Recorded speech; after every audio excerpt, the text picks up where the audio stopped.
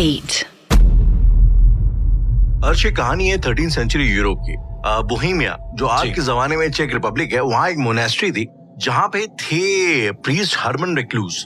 अब हरमन रेक्लूस की कहानी ये है कि ये आई थिंक सो कुछ डेविल वर्शिप या डेविल के को रिसर्च वगैरह में थे, जिस वजह से शायद इन्हें सजाए मौत मिली थी। शैतान की पूजा करने के चक्कर में, राइट? शैतान की पूजा, शैतान के ऊपर रिसर्च, तो इन्हें सजाए मौत मिली। और जब इन्होंने इनोसेंस के लिए प्लीड किया, इन्होंने माफी के लिए गुहार लगाई, तो डील बीच में ये हुई कि आप एक काम करिए, आपने जितनी भी वर्ल्डली चीजें सीखी हैं जी, आप उन सबको कोड करोगे, उनके ऊपर किताब लिखोगे, उसके एवज में आपको आपकी जिंदगी मिलेगी, जिंदगी मिल जाएगी जी। लेकिन यहाँ पे कैच था, और कैच ये था कि एडमिनिस्ट्रेशन ने ये बोला, उस मोनेस्ट्री के एडमिनिस्ट्रेशन ने, कि आपने क्या करना है, ये जो किताब है, इस किताब को आपको एक रात में लिखना। ओके। अब इसके बाद जो है, इन्होंने बिना कोई पल गवाए, जो हरमन रेक्लूस थे, वो लग गए उस किताब को लिखने में। और मिडनाइट तक आते आते आधी रात तक इन्हें एहसास हुआ कि ये जो इन्होंने जिम्मा लिया है, ये एक रात में तो होने वाला है नहीं जी। तो उसके बाद जो लेजेंड्स हैं वो कहते हैं कि इन्होंने सेटन, शैतान के साथ इन्होंने एक डील करी, and he sold his soul, और उसके एवज में शैतान ने इनकी मदद करी, और वहां से किताब निकल के आई जिसका नाम है कोडेक्स गीगास। ये बहुत एक बड़ी किताब है, कहते हैं 160 जानवरों की इसमें चमड़ी का इस्तेमाल हुआ है जी। और इस किताब में कुछ पन्नों में डेविल का इंस्क्रिप्शन है, डेविल को डिजाइन किया और बनाया हुआ है वहाँ पे, पिक्टोरियल उसका रिप्रेजेंटेशन, जो शायद रेयरली होता है जी बिब्लिकल किताबों में। और इसी किताब को आज के दौर में डेविल्स बाइबल के नाम से जाना जाता है। अब इसको डेविल्स बाइबल बुलाने की वजह क्या है? क्या ये समहाउ हमारे तंत्र से, या जो हमने किताबों का जिक्र किया है, नीलावंती ग्रंथ वगैरह, उससे कहीं ना कहीं कनेक्टेड है? इस बारे में आपके क्या ख्याल? मेरा ऐसा मानना है राहुल कि ये जितनी भी चीजें आप बता रहे, शायद आप उसी कोडेक्स गीगास की बात कर रहे हैं जो इस समय स्टॉकहोम में म्यूजियम में रखी हुई है, राइट? वो किताब लोग कहते हैं उसे कोई खोलता भी नहीं है, लेकिन आप देख सकते हो वो नेशनल लाइब्रेरी वहाँ की जो है स्वीडन में, वो वहाँ पे अभी भी रखी हुई है। कहते हैं कि उसको अगर आप पढ़ना शुरू कर दें तो आप शायद दिमागी संतुलन खो दें या मर जाएं। जिस तरीके से शायद नीलावंती ग्रंथ में था, सेम भ्रांतियां इस किताब के बारे में भी हैं। राहुल, ये भ्रांति नहीं हो सकती, मेरा ऐसा मानना है। प्राचीन कथाओं के अनुसार एक और ऐसी किताब है राहुल, जिसका नाम किसी को नहीं पता है आज तक। अगर मैं इसको सनातन से जोड़ के दिखाऊं आपको, तो जैसे डेविल्स बाइबल है, जैसे वो आपने कोडेक्स गीगास के बारे में बताया, सेम वैसे ही शायद एक राजा था जिसको कोई बच्ची हो नहीं रही थी, तो उसने किसी पंडित को बुलाया और उसको बोला कि तुम्हें मतलब कुछ ऐसा मंत्र देना है, कुछ ऐसा करना है जिससे मेरी जो बेटी है वो हो। तो उस राजा को एक पंडित ने एक विधान बताया। उस विधान के अंतर्गत राजा को कई सारी नर बलि देनी थी। उसके अलावा राजा को मतलब कोई भी ऐसा प्रोसेस नहीं था जो सात्विक हो। राजा ने सारा प्रोसेस करा, क्योंकि उसको बेटी चाहिए थी, मतलब उसको बेटा नहीं चाहिए था, अपने राज के लिए उसको बेटी चाहिए थी। तो जब शायद उसने 198 इंसान की बलि दी है, तो बलि देने के बाद अचानक से क्या हुआ है कि वो शायद 200वां दिन था उसका जो उसने प्रोसेस किया था, उसको खुशखबरी मिलती है कि मतलब पेट से है रानी। उसके बाद वो 9 महीने वेट करता है, ठीक है? लेकिन इसी बीच में वो जो पंडित है उसको जाने नहीं देता है, कहता अगर तुम्हारी चीजें गलत हुई तो तुमको भी सजा मिलेगी। वो जला देता था जिंदा आदमियों को। तो अब जब 9 महीने बीते और जब बच्चा आया तो वो एक लड़का हुआ राहुल, लड़की नहीं थी, ठीक है? और लड़का भी बड़ा ऐसा कि पैदा होते ही हो सकता हो सिर्फ 1 घंटे के लिए जिंदा रहे, और उसका बेटा ज्यादा देर जी नहीं पाया, वैसे ही मर गया चिल्लाते, और बड़े ही अजीब सी आवाज में चिल्ला रहा था वो। तो राजा ने क्या काम किया कि पंडित को फिर से पूछा कि तुमने ये जो प्रोसेस मुझसे करवाए हैं इतने सारे आदमियों को मार कर, ये क्या है? तो उस पंडित ने कहा कि एक और तरीका है जिससे लड़की पैदा की जा सकती है। तो उसने बोला कि क्या? उसने 2-3 बार उसको बहकाया कि ऐसा ऐसा। तो राजा ने क्या काम किया कि इस पंडित का जो मुंह है, मतलब केवल जो गला है, उसको काट दिया, और जो उसका पूरा धड़ था उसको जला दिया। अब जो उसका मुंह था केवल वो अपने पास रखे रहता था एक प्रतिशोध के उसमें। तो उसके यहाँ ना अलग अलग तरह के तांत्रिक है, उसको बताने लगे कि आप ऐसा कर सकते हो और ऐसा ऐसा काम हो सकता है। एक तांत्रिक ने उसको बताया कि आपका जो बेटा मरा है, ये उसी दिन की बात है। एक तांत्रिक ने उसको बताया कि आपका बेटा जो मरा है, उस बेटे के खून को और उसकी हड्डी से आप एक किताब लिखें, आप एक चीज लिखें, आप एक इंद्रजाल की रचना करें, और उस इंद्रजाल से आपके घर में बेटी पैदा हो जाएगी आराम से। अर्श, जब भी आप बार बार इंद्रजाल का जिक्र करते हैं, तो ये व्हाट एग्जैक्टली इज एन इंद्रजाल? ये किताब भी हो सकती है? अब इंद्रजाल मतलब ये होता है कि the mixture of all magics. अब आप उसको विजुअली करें, आप उसको मंत्र लिख के करें, आप उसको कैसे भी करें, वो आपके ऊपर है। तो उस राजा ने ये चीजें करना शुरू करा। अपने ही बच्चे के खून से उसने एक ताम्र पत्र पर कुछ लिखना शुरू किया प्रॉपर, और उसको जो जो मंत्र उस तांत्रिक ने बताए थे वो सब लिखा। कहा जाता है कि उस किताब को लिखने में राजा को 1 साल लग गया, पूरा का पूरा। ओके। और 1 साल के बाद राजा को ये खबर आती है कि जो रानी है वो पेट से है, उस किताब को पूरा लिखने के बाद केवल। अच्छा, किताब जैसे ये लिख देता था, ये रानी को दे देता था पढ़ने के लिए, जो मंत्र होते थे। मतलब मंत्र लिखा इसने और दिया रानी को पढ़ने के लिए। इसके बाद उसको एक बेटी होती है राहुल। अब दिक्कत ये होती है ना कि जब आप डेविल वाली चीजों का सहारा लेते हैं और उससे आप कोई अपना फल प्राप्त करते हैं, तो बहुत बड़ी दुविधा आ जाती है आपके सामने। उसकी जो बेटी हुई वो तंत्र मंत्र में बहुत ज्यादा एक्सपर्ट निकली। मतलब वो एक ऐसी डायन निकली जो पैदा ही डायन बनने के लिए हुई थी। यानी कि उस किताब के जरिए जो भी बच्ची उसको पैदा हुई, जो भी बच्ची उसको प्राप्त हुई, वो खुद एक नियति से ही एक डायन थी। तो बच्ची का रवैया भी बड़ा अजीब था। उस तांत्रिक को फ्री कर दिया गया। इवन ये जो पंडित है, इस पंडित के मुंह को भी विसर्जित कर दिया इसने, और सब खुशी खुशी हो गया। लेकिन जब ये बच्ची करीबन 6 साल की थी राहुल, तो राजा ने क्या काम करा कि उसको जैसे खेलने के लिए बाग होते थे बड़े बड़े, तो उसमें भेज देते थे जी। ये बाग गई है और वहां जाकर इसने एक गड्ढा खुदवाया है अपने दासियों से। और गड्ढे में बैठकर ये कुछ मंत्रोच्चारण करने लगी। बहुत ही अजीब था। मतलब इसने अपने साइज का गड्ढा खुदवाया और उसके अंदर चली गई। जब राजा को ये बात पता चली तो उसने सारे दासियों को जो है मरवा दिया, क्योंकि मतलब ऐसा कोई गंदा काम करेगा। राजाओं का तो ये होता था ना कि उनके बच्चों का कोई वो नहीं है। तो उस बच्ची को बाहर निकाला तो बच्ची ने ये कहा कि मुझे साधना पूरी कर लेने दो, अभी मेरी साधना आधी हुई है। और वो 6 साल के अराउंड थी बच्ची। उसके बाद राजा ने उसे निकाला और निकालने के बाद उसकी जो वो किताब थी जिससे वो पैदा हुई थी, राइट, क्या होता है कि जब ये लड़की 12 साल की होती है तो उस किताब को पढ़ने लगती है। उस किताब को खोलकर, राजा ने बहुत सेफ जगह रखी थी, लेकिन फिर भी वो निकाल कर उसे पढ़ने लगी और अपने ही खून से उस पर और लिखने लगी, उस किताब को और पूरा करने लगी, जो भी ताम्रपत्र की किताब थी। अब वो किस लिए पूरा कर रही थी ये नहीं पता राहुल। जब वो लड़की करीबन 16 साल के करीबन होती है तो रिश्ते देखे जाते हैं। मतलब पहले के जमाने में रिश्ते जल्दी देख लिए जाते थे। ये वो किताब अपने पास रखती थी हमेशा, और एक हड्डी रखती थी जिससे वो लिखती थी। जब उसके लिए रिश्ता आया राहुल, कहा जाता है कि 4-5 राजकुमार आए, उसमें से कुछ लोगों ने अपना रिश्ता रखा। तो इसने ये कहा कि जो भी मेरे लिए एक लड़की जो है, मतलब 16 साल की या 17 साल की लड़की है, उसका दिल लाकर देगा, मैं उससे शादी कर लूंगी। इसने प्रस्ताव बड़ा अजीब रखा। अब कोई भी राजकुमारी करने को राजी था नहीं कि मतलब ये हो ही जाए। उसके बाद इस लड़की ने सबसे मना करा और इस लड़की ने अपनी ही माँ को मार डाला उसके 2-3 दिन बाद। मतलब जो रानी थी, रानी को मारने के बाद उनका जो खून था उसे एक पात्र में इकट्ठा किया, एक बोतल में इकट्ठा किया, और उससे एक और किताब लिखने लगी ताम्रपत्रों पे ही। लेकिन वो किसी को पता नहीं चलता था कि वो क्या लिख रही, क्योंकि पहले प्राइवेसी बहुत ज्यादा होती थी। राजा आते थे रूम बहुत बड़ा होता था इस तरह से। तो उसने ऐसे कर करके जितने भी उसके अपने सगे संबंधी थे उन सबको मार के, अब चूंकि बॉडी का तो दहन हो जाता है लेकिन उसमें से खून निकाला जा सकता है, तो उसने वो प्रोसीजर अपना लिया था।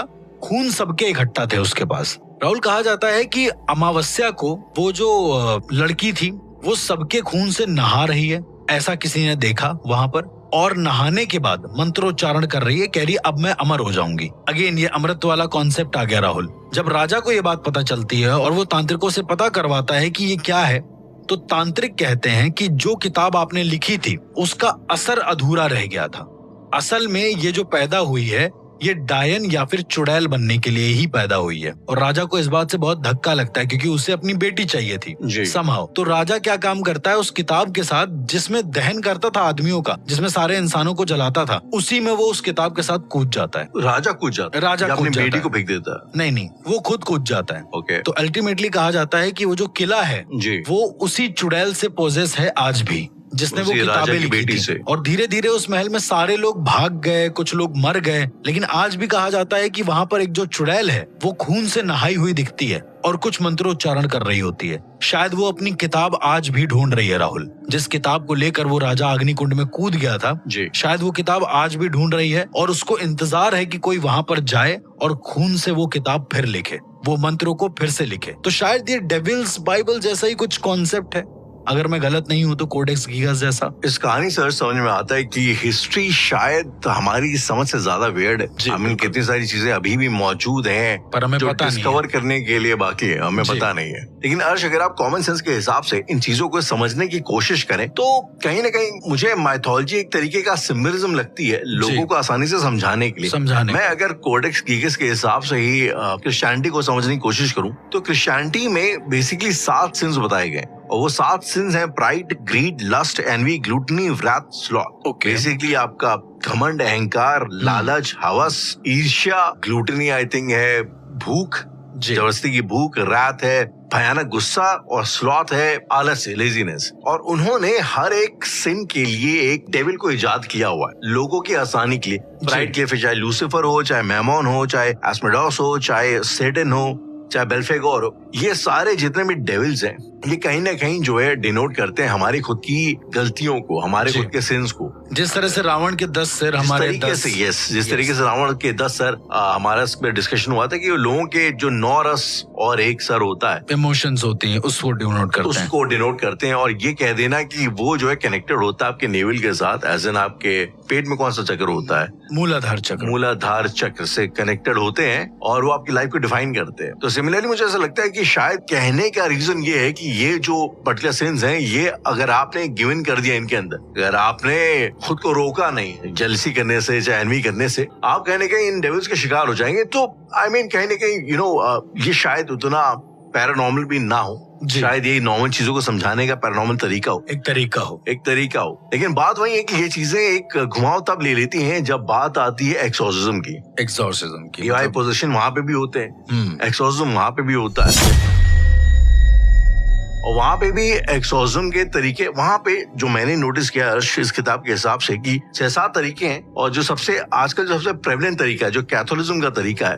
वो है in the name of Jesus, because they follow the blood line of Jesus, not the blood line लेकिन द थॉट ऑफ जीसस। तो अगर मैं आपसे पूछूं कि जो कैथोलिक तरीका है in the name of Jesus and the holy son और सॉल्ट और होली वाटर लेके, उस एक्सॉर्सिज्म के तरीके में और जो इंडियन तरीका है करने का, तो उसमें मोटा मोटी फर्क क्या है, ताकि लाइक ऑडियंस को और मुझे भी थोड़ा एक्सॉर्सिज्म का एक लॉजिक समझ में आए कि बेसिकली किया क्या जाता। अब चूंकि राहुल हम लोग इतना पैरानॉर्मल एपिसोड्स को सुनते आए हैं, सनातन के हिसाब से, अघोर के हिसाब से, तंत्र के हिसाब से, मैं पहले बताना चाहूंगा कि बाहर जो कैथोलिक वेज होते हैं, जो अलग अलग तरीके होते हैं एक्सॉर्सिज्म के, वो क्या होते हैं। उसमें जैसे आपने जो कोडेक्स गीगस के अंदर मेंशन है, मैं उनकी बात करूंगा, बाकी फिर कभी बताऊंगा कि और क्या तरीके हो सकते हैं। कई बार ऐसा होता है कि जब एक्सॉर्सिज्म होता है तो वहां पर डायरेक्ट एक्सॉर्सिज्म्स नहीं होते राहुल, परफॉर्म ही नहीं होते हैं बाहर। कोडेक्स गीगस के हिसाब से जब भी कभी डेविल आता है किसी शरीर के अंदर तो उसको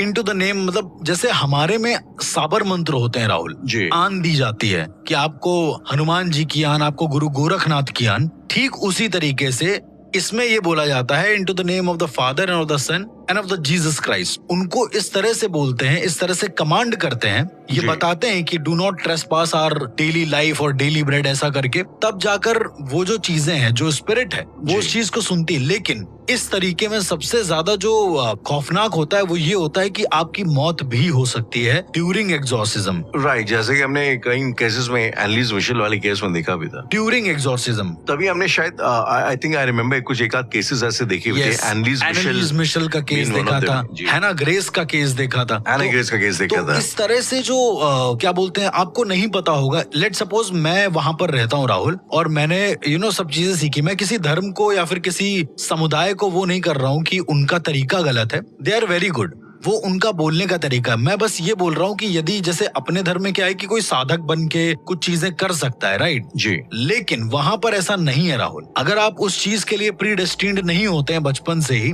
तो कोई और जाकर एक्सॉर्सिज्म यदि परफॉर्म करे तो पॉसिबल नहीं है कि वो कर पाएगा। ऑल्सो इसमें एक प्रेयर होती है जिसको हम बोलते हैं ब्लड ऑफ जीसस। ये बोलने पर, ये एक्चुअली बहुत बड़ी प्रेयर होती है राहुल, जब उसको आप पढ़ेंगे तो बहुत बड़ी प्रेयर, आई गेस 12-15 पन्नों की प्रेयर है केवल वो, ठीक है, और उसको रिपीटेड मोड पे पढ़ना होता है एक्सॉर्सिज्म के समय में।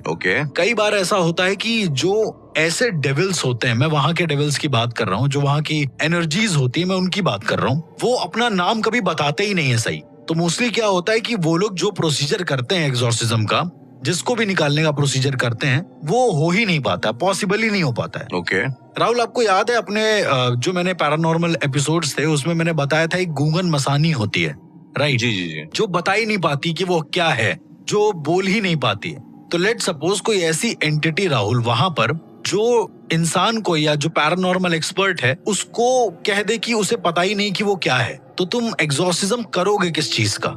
कई बार राहुल ऐसा भी देखा गया है कि जो एग्जॉर्सिज्म्स हुए हैं वहां पर वो इंसान की उसी की स्पिरिट के ऊपर हो गए, तो उसकी स्पिरिट बाहर आ गई। मतलब जो डेविल होता है वो आपकी खुद की स्पिरिट को इतना ज्यादा दूषित कर देगा राहुल कि जब आप एग्जॉर्सिज्म के वे में जाएंगे ना, जब तक डेविल तो जा चुका होगा लेकिन आपकी सोल उतनी ज्यादा कह सकते हैं कि गंदी हो चुकी होगी। तो जब एग्जॉर्सिज्म होगा तो आपकी सोल छोड़कर चली जाएगी बॉडी को और बॉडी मर जाएगी बेसिकली। ये सब भी पॉसिबल होता है जो आप कैथोलिक वे बता रहे हैं उसके अंदर, जितना मैंने सुना है उस हिसाब से। अर्श, एक मूवी थी मुझे याद है, कॉन्स्टेंटाइन, हम लोगों ने उसके बारे में अक्सर डिस्कशन भी किया है। कॉन्स्टेंटाइन बाय द वे एक एग्जॉर्सिस्ट होता है जो कि out of the church order जा करके लोगों का एग्जॉर्सिज्म करता है। yes. नॉर्मली आई थिंक जो शायद इन लोगों का रूल ये है कि आपको चर्च की या लोकल बिशप जो भी रहता है उसकी परमिशन लेनी होती है, उसके बाद ही इफ द चर्च अलाउस। आपको पहले एविडेंस दिखाना पड़ता है राहुल, आपको पहले एविडेंस दिखाना पड़ता है। तो मोटा मोटी बात है कि जब चर्च अलाउ करता है उसके बाद ही आप जाके कर सकते हैं, लेकिन कॉन्स्टेंटाइन वाज बियॉन्ड दैट। ये थोड़ा मेवरिक किस्म के आदमी थे, तो ये खुद से जाके करते थे लोगों के एग्जॉर्सिज्म। और उसमें एक सीन है मुझे याद है कि वो कुछ कॉइन्स निकालता है कॉन्स्टेंटाइन। वो कॉइन्स बेसिकली मतलब वो सिक्के ऐसे कॉइन्स नहीं होते, उसके अंदर क्रेविंग्स होती हैं, अलग अलग डिजाइन बने होते हैं, जो कि इसके थ्रू आर पर लाइट जा सकती है। और वो रोशनी में, सूरज की रोशनी में उसको करके इंसान के ऊपर डालता है जो इंसान पोजेस हुआ होता है, और उससे एक शैडो बेसिकली उस इंसान के ऊपर पड़ती है उस सिक्के की वजह से। और जिस शैडो को देख के वो सबसे ज्यादा तड़पता है, तो आई थिंक वो उससे शायद ही आइडेंटिफाई कर पाता है कि ये कौन सी एंटिटी है इसके अंदर। ये by the way which I think काफी इंटरेस्टिंग तरीका था। तो दो सवाल है, पहले तो ये, और इसके अलावा इसमें एक्सॉर्सिज्म के क्या और तरीके होते हैं, और दूसरा क्या कोई ऐसा तरीका सनातन के एक्सॉर्सिज्म के तरीके में है कि इंसान कुछ कुछ क्रियाएं करके पता लगा ले कि एंटिटी है आखिरकार कौन सी? राहुल, पहली बात तो जॉन कॉन्स्टेंटाइन जो कैरेक्टर है वैसा एक ओरिजिनल कैरेक्टर भी है, जिसके बारे में हम फिर कभी बात करेंगे। एक ऐसे भी फादर थे जो आउट ऑफ लॉ जाकर लोगों का एग्जॉर्सिज्म करते थे। गैब्रिएल अमोर्थ भी आई थिंक वो भी ऐसे ही थे, अराउंड ऐसे थे, लेकिन उसके अलावा भी एक फादर थे जो ये करते थे और बहुत पावरफुल थे वो। ठीक है, अब मैं आपको बताता हूँ ये जो तरीका है, जैसे कॉइन से आप पहचानते हैं, इसको बोलते हैं द कॉइन ऑफ अननोन। और उससे क्या होता है कि जब आप किसी को नहीं जानते हैं कि क्या स्पिरिट है क्या नहीं है, तो ये उनके टूल्स में आता है राहुल। जैसे आपने होली वाटर की बात करी ना, कई सारे ऐसे टूल्स हैं जो हमें नहीं पता है और वो लोग यूज करते हैं एग्जॉर्सिज्म के समय में। अब मैं उन टूल्स के बारे में आपको कुछ बताना चाहूंगा। द कॉइन ऑफ अननोन में क्या होता है कि 12 कॉइन्स होते हैं और वो 12 के 12 कॉइन एक चेन से लिपटे होते हैं, मतलब की चेन जैसा एक पैटर्न होता है। उसके बाद हर एक कॉइन में हर एक डेविल का शेप बना होता है, जिसके ऊपर जीसस का एक प्लस बना होता है, जीसस का एक साइन बना होता है। ठीक है, और जैसे ही इसको सूरज की रोशनी में दिखाते हैं तो उसकी जो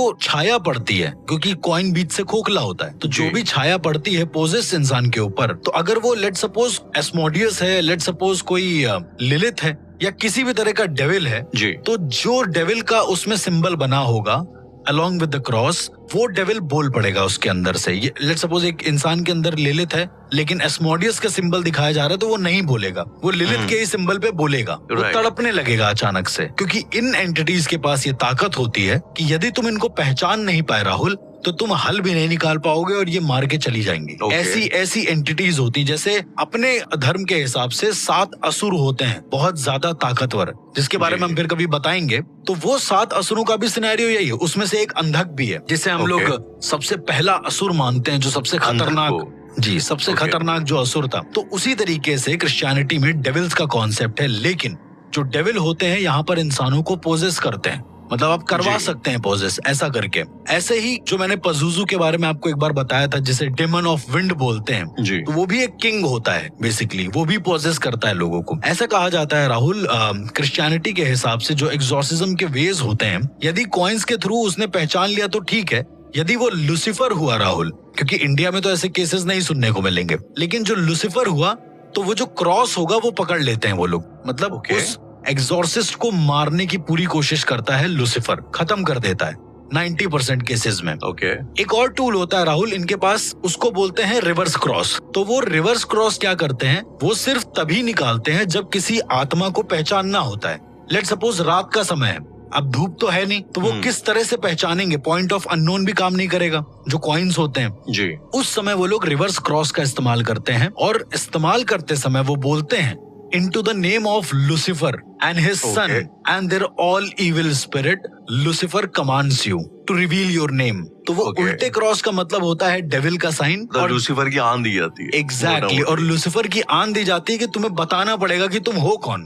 तो हर हालत में उस आत्मा को बताना पड़ता है कि वो कौन है, और द मोमेंट अगर वो लूसीफर ही हुआ तो वो उस क्रॉस को पकड़ लेगा, ऐसा कहा जाता है, और एग्जॉर्सिस्ट को पोजेस कर लेगा। एग्जॉर्सिस्ट को ही पोजेस कर लेगा, खुद एग्जॉर्सिस्ट को ही पोजेस कर लेगा। मतलब ये बहुत बहुत ज्यादा ट्रिकी चीजें होती है, मेरा ऐसा मानना है। अब ये नहीं पता कि इनके धर्म के हिसाब से जो एनर्जी है ये इतनी ज्यादा वास्ट कैसे हो जाती है, लेकिन ये होता है राहुल। खुद एग्जॉर्सिस्ट भी पोजेस हुए हैं कहीं कहीं पे, क्योंकि उनके पास इंस्ट्रूमेंट्स नहीं होते हैं कभी कभी। एक आपने देखा होगा वो द शॉल ऑफ प्योर बांधते हैं वो लोग, अपने ऊपर ऐसे रखते हैं, जो एक छोटी सी शॉल होती है, वो रखना होता है। वो एक कह सकते हैं कि एक लुक होता है एक पादरी का। नाउ एग्जॉर्सिज्म के समय राहुल, आपको नहीं लगता कि वहाँ का जो एग्जॉर्सिज्म का वे है जो टीवी में दिखाया गया है, शायद उससे अलग होता हो? उससे अलग होता, आई डोंट थिंक सो। इसके बारे में मैं कमेंट कर सकता हूँ। अगर मैं आपको बताऊं कि जैसे हम लोगों के में क्या है, अगर हिंदू धर्म में या फिर इंडिया में जो एग्जॉर्सिज्म का वे दिखाते हैं, जो हम लोगों ने डिकोड करा था, उससे कुछ सिमिलर था लेकिन कुछ अलग था। सेम वैसे ही एग्जॉर्सिज्म के टाइम पे जितना दिखाया जाता है कि लोगों को मारा जाता है, ये करा जाता है, ऐसा कुछ नहीं होता है। बट इन लोगों में क्या होता है कि एग्जॉर्सिज्म जिस समय परफॉर्म हो रहा होता है, उस समय एक वीडियो रिकॉर्ड करने के लिए रख दिया जाता है, एक कैमरे को रख दिया जाता है। ये नॉर्मल प्रोसेस है या आई मीन कुछ केसेस में जैसे कि आपने बताया कि जब लोगों की मौत हो गई है तो उसके बाद एक चर्च ने सेफ्टी के पर्पज से बना दिया है? अब राहुल ऐसा तो नहीं मैं कह सकता हूँ, क्योंकि मुझे ज्यादा इन डेप्थ तो नहीं पता है, लेकिन जो लोग होते हैं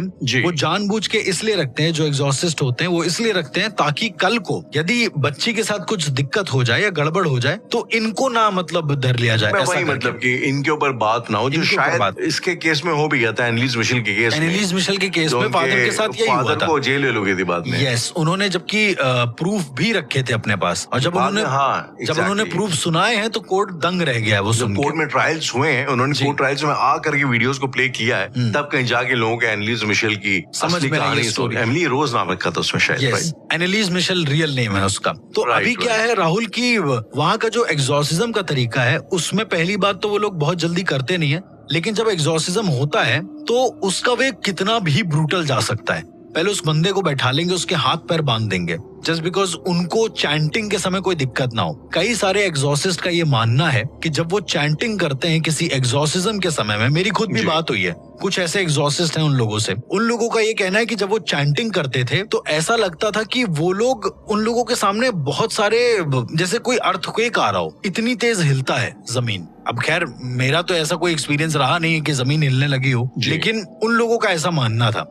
वो लोग कहते थे कि किताबें उठ के एकदम से सर पे लग जाती थी, कभी कभी जो बेड होता था वो टूट जाता था, और जो डेविल है वो आजाद हो जाता था उसमें से। कई बार ऐसा हुआ है कि एंटिटी कुछ और थी, हुआ कुछ और है, तो एग्जॉर्सिस्ट कमरे से पोजेस होके बाहर निकला है। ओके। मतलब मुझे आज भी याद है, एक छोटा सा ऑनलाइन क्लास था, कोविड के टाइम की बात है। उस समय पे कुछ एग्जॉर्सिस्ट थे जिनका एक मीटिंग था। उस मीटिंग को जब मैंने ज्वाइन किया था, मतलब हम लोग कुछ बोल नहीं सकते, हम लोग सुन सकते हैं, वैसा टाइप वाला। तो उसमें वो लोग बताते हैं कि एक एग्जॉर्सिस्ट थे, उनके फेलो एग्जॉर्सिस्ट थे, वो पोजेस हुए थे एग्जॉर्सिज्म के समय में। चूंकि उन्हें समझ में नहीं आया था कि वो एंटिटी कौन सी है, उन एग्जॉर्सिस्ट का रिकॉर्डिंग टेप जो मिला उसमें ये कहना था कि वो जो एंटिटी है वो लूसीफर है। पर लूसीफर बहुत बड़ी एंटिटी होती है, और भी एंटिटीज पोजेस कर सकती हैं एग्जॉर्सिस्ट को। राहुल कर कब सकती हैं? जब एग्जॉर्सिस्ट की जो विल पावर है वो कमजोर हो जाए, उसके जो सिंस हैं, जैसे आपने सिन की बात करी जी, तो बेसिकली क्या काम करती हैं ये जो एंटिटीज होती हैं, ये जब आती हैं तो ये आते ही साथ तुम्हारे सिंस तुम्हें गिराने लगती हैं। ये आई थिंक आपने बड़ा इंटरेस्टिंग पॉइंट रखा है। मुझे ये किसी फिल्म में मैंने देखा, याद मुझे आ रहा है, एंटिटी आती है उस फादर को ही जो एग्जॉर्सिज्म कर रहा होता है, उसको याद दिलाती कि तुमने अपने पास में ये किया, तुमने अपने बच्चे को मारा, तुमने अलान फलान जो भी किया। जी, तो यही चीज होता है। अब अगर आप हिंदू धर्म के हिसाब से देखेंगे इस चीज को, क्योंकि वेस्टर्न को हम लोग कवर कर रहे हैं तो इसके बारे में बात ज्यादा होगी, लेकिन हिंदू धर्म के हिसाब से भी जब भी कोई कर्ण पिशाचिनी या शाकिनी या डाकिनी कोई भी आती है तो वो आपको लालच ही तो देती, ये भी एक तरीके का सिन ही है कि वो आपको एक तरीके का लालच दे रही है या हवस के लिए वो कर रही है और ज्यादा अप्रिशिएट कर रही है जी। तो ये भी एक तरीके के सिंस में ही आ रहा है सारा का सारा। वो आपको जानबूझ के सिनर बनाते हैं। जो आसुरिक प्रवृत्ति के लोग होते हैं या फिर जो एंटिटीज होती हैं आसुरिक प्रवृत्ति की, वो जानबूझकर आपको उस हद तक गिरा देंगी कि आप खुद में शर्मिंदा हो जाओगे। और जैसे ही आप आसुरिक प्रवृत्ति के हुए तो कहा जाता है कि जब आप सात्विक से अचानक से तामसिक में स्विच होते हो तो आपकी जो लेवल है, जो एक एनर्जी का लेवल है, वो एकदम से डाउन हो जाता है और फिर एकदम से उठता है। तो आत्माएं पोजीशन तब करती हैं जब उनको लगता है कि तुम्हारे शरीर की जो ऊर्जा है, जो तुम्हारे अंदर की जो ऊर्जा है, वो पूरी डाउन हो चुकी है और इससे पहले कि वो उठे, विल पावर मजबूत हो, वो तुम्हें पोजेस कर लेती हैं। तो यही सिनेरियो होता है वेस्टर्न कल्चर के हिसाब से भी कि वो फादर को बोल देती हैं कि तुमने क्या क्या सिन करे, राइट। एंड द मोमेंट वो सिन उसे याद आता है, वो गिल्ट में आता है, वो गिल्ट में इतना सा भी आता है तो वो बाइबल के वर्सेस को पढ़ना भूल जाता है जो पढ़ रहा होता है। वो उसका दिमाग उस वाले जोन में चला जाता है। उसका दिमाग 2 मिनट के लिए भी अगर गया, ऐसा कहा जाता है उनके में 1.5 मिनट होते हैं, मतलब 90 सेकेंड्स, जो 90 सेकेंड्स ऑफ हेल, ये कॉन्सेप्ट होता है उनके यहाँ पे। तो अगर उस 90 सेकेंड से पहले वो वापस आ जाता है तो ठीक है, लेकिन 90 सेकेंड के बाद अगर आता है तो वो डेविल जो होता है वो पोजेस कर लेता है एग्जॉसिस्ट को भी, और फिर उस पर क्रॉस का कोई फर्क नहीं पड़ता है क्योंकि वो ह्यूमन बॉडी के अंदर है। इन वे देखे कभी तो मुझे ऐसा लगता है ना कि कितनी कॉमन सेंस की बातें हैं। लाइक फॉर एग्जाम्पल पहले जो 7 सेंस की हम लोगों ने बात करी, अभी भी जो आप बोले इट्स लाइक सेइंग जैसे क्रिकेट में होता है कि जब बैटिंग कर रहा होता है बंदा, 2-4 प्लेयर आके उसे घेर लेते हैं, उसे स्लेजिंग करते हैं, तो उसका फोकस वहां से हट के यहाँ जाता है चक्कर में। सो द पॉइंट इज कि या it makes a lot of sense जी। और दूसरा की एग्जॉसिस्ट अगर पोजेस हो गया है तो उस घर के किसी भी मेंबर का बचना पॉसिबल नहीं होता है। पहली बात तो मोरल ही गिर जाएगा, अगर आपका मोरल ही गिर जाएगा क्योंकि जो सही करने आया वही पोजेस हो गया। डॉक्टर ही बीमार हो गया तो फिर डॉक्टर ही बीमार हो गया तो वो क्या काम करता है, वो उस इंसान को छोड़ देता है जो पोजेस है, बाकी सबको मार डालता है। हर्ष, एक बड़ा कॉमन सेंस वाला सवाल है एंड वेरी सिंपल सवाल, ये इंटरफेथ एग्जॉर्सिज्म हो सकता है क्या? कि अगर कोई एंटिटी है, मान लो कोई मुंजा है, तो मुंजा को कोई क्रिश्चियन फादर आके उसको एग्जॉर्सिज्म कर सकता है? उसका कर सकता है ओनली तभी जब वो उस फ्रीक्वेंसी पे वाइब्रेट करे। मुंजा का तो नहीं कर सकता कोई भी एंटिटी है लेट्स सपोज, तो जब वो उसी सेम फ्रीक्वेंसी पे वाइब्रेट करेगा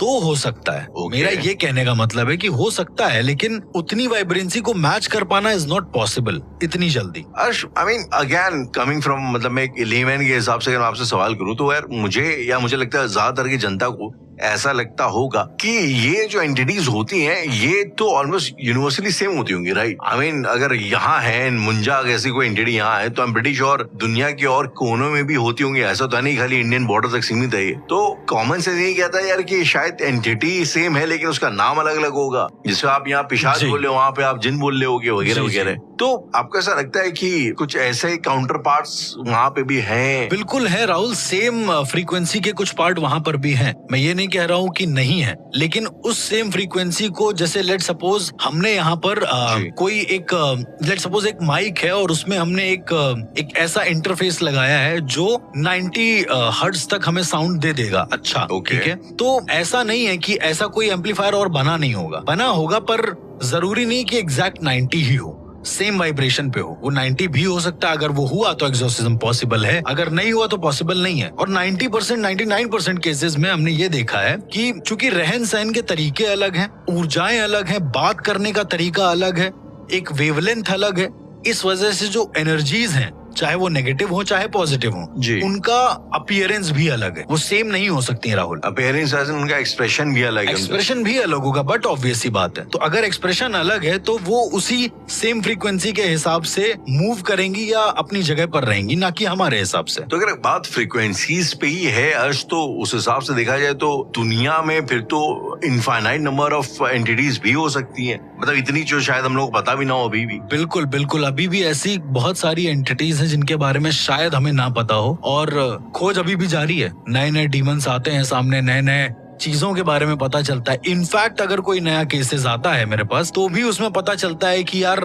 इसमें तो ये भी पॉसिबिलिटी थी। तो कहीं ना कहीं चीजों को करते करते मेरे पास ये एक्सपीरियंस आया है कि दुनिया अनंत है और वो कहाँ तक जाएगी आपको खुद अंदाजा नहीं है। तो आज इसी बेसिस पे अगर मैं आपसे पूछूं कि तब तो फिर शायद ऐसे कई भी केस आए होंगे आपकी जिंदगी में जो इन वजहों से, क्योंकि आपको पता ही नहीं एंटिटी क्या है या जो भी व्हाट्सएवर, आप उनको सही ना कर पाए हो, like the unresolved cases of paranormal.